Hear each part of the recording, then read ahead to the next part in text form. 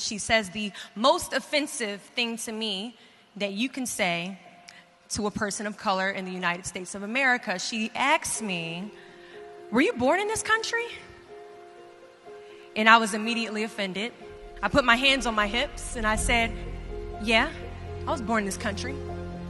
She then goes on to ask me, "How old are you?" I said, 19 years old. She says, "Are you married?" I said, "No, ma'am." She says, "Do you have any kids?" I said, "No, ma'am." "May I help you find something?" She then goes on to tell me something that changed my life forever. She says, "You look like you could be the next Miss USA." And I laughed at this woman hysterically. I said, "Lady, I don't know what you're talking about. I'm going into my sophomore year at Virginia State. I'm about to commission in 3 years, go on active duty, be a military officer." Somehow, this crazy woman convinced me to meet her at Starbucks the very next day. She brought this foot-tall stack of pageant books, and she goes on to convince me to compete in my very first pageant. I compete in my first pageant 3 months later, and I lose.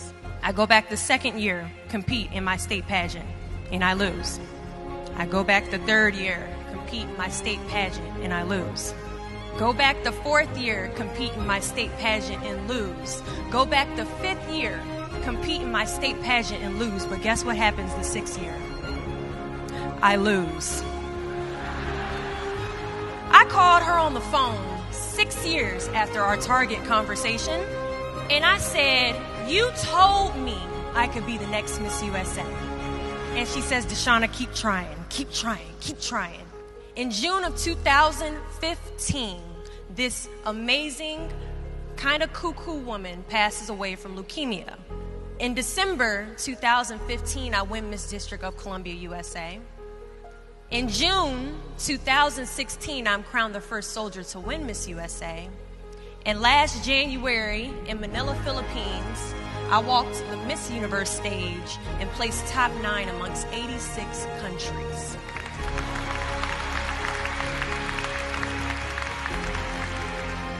Do not fear failure, but please be terrified of regret. When you walk out this door into the real world, you will receive a lot of shut doors, a lot of turned down applications. You will hear way more no's than you hear yeses.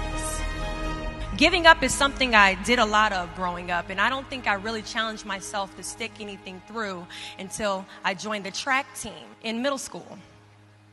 I remember having to ask my mom after tryouts and making it to the team for my very first pair of track shoes. Now, at the time, she walks into our house and she has a bag that has a nice Nike check sign on it. So I get excited because I wasn't getting new shoes very often. I go to take the shoe box out the bag and I notice that it says a size 9 on it.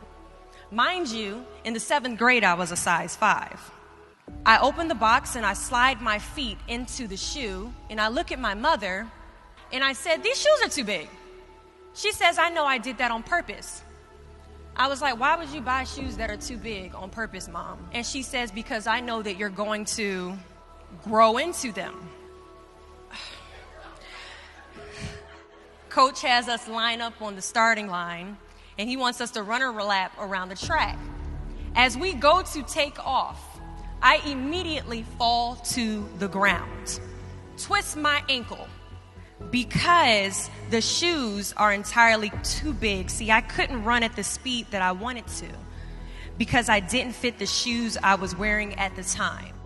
Now, many of us have goals we're trying to achieve, but the person we are right now is not the person that we need to be when we cross the finish line to our dreams. So we must walk and pace ourselves on this journey to our goals because we haven't grown enough in ourselves to fit the shoes that we need to achieve our aspirations. But let me tell you something. If I had won Miss USA my very first year, I would not have been Miss USA. I would not have been the version of myself that I needed to be to properly handle a national title. Many of us aren't ready to walk the race.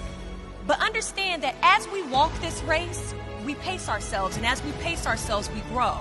And as we grow, our foot gets bigger, and as our foot gets bigger, our shoes begin to fill, and as our shoes begin to fill, we can now run a little bit faster, and as we pick up the pace, we get to the finish line at the exact time we are destined to cross it. Do not fear the word no, but be afraid of the possibility of a yes that you have prematurely destroyed because you decided to quit before the clock strikes 12. There are a lot of questions that is going to keep you up at night, but I guarantee there isn't one question that will keep you up longer at night than the question, what if I didn't give up?